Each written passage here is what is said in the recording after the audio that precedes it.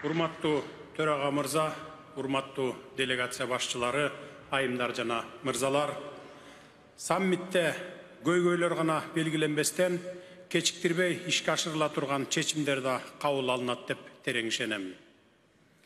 Биздин жолугушууларыбыздан кийин эч бир нерсе өзгөрүүсүз калып, иш адаттагыдай болуп калышына жол бербешибиз керек. Бул биздин келечек муундардын жашоосуна пайдасын тийгизиш үчүн биз колубуздан келгендин бардыгын жасашыбыз керек.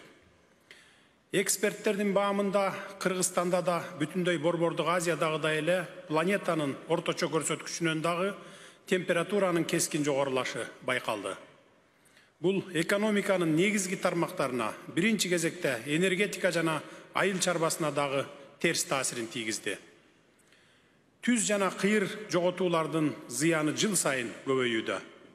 Ошондуктан биз эл аралык коомчулукту тоо экосистемасынын климаттык жана экологиялык көйгөйлөрүн чечүүгө багытталган тоолуу өлкөлөрдүн аракеттерин колдоого чакырабыз.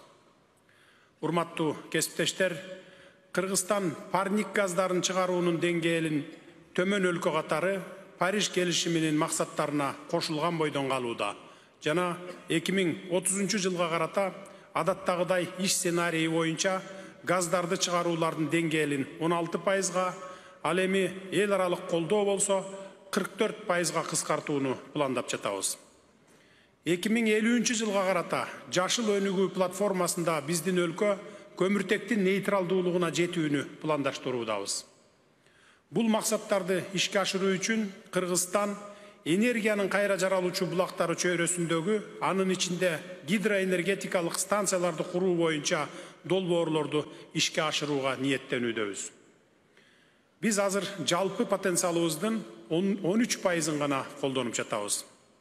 Ошондуктан инвесторлорду биздин жашыл долбоорлорубузга инвестиция салууга чакырабыз. 2021 жылы Кыргызстан Борбордук Азияда биринчилерден болуп, Париж келишимине улуттук деңгээлде аныкталган жаңыланган салымын киргиздик. Кыргыз Республикасы ошондой эле токой аянттарын көбөйтүү боюнча жашыл мурас улуттук программасын ишке ашыруу менен активдүү алектенип келебиз. Мисалга алсак, токой аянттарын көбөйтүү боюнча 2022 жылы эле 8 миллиондон ашык көчөт отургуздук.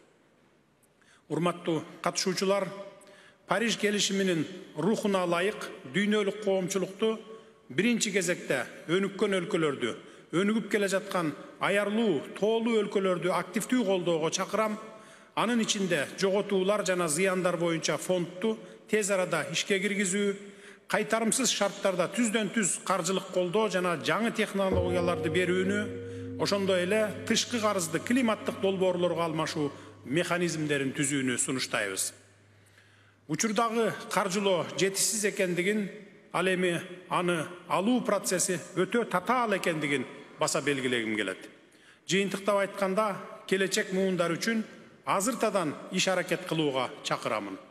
Биргелешип гана биз багытыбызды өзгөртүп, планетабыздын коопсуз жана туруктуу келечегине негиз түзө алабыз.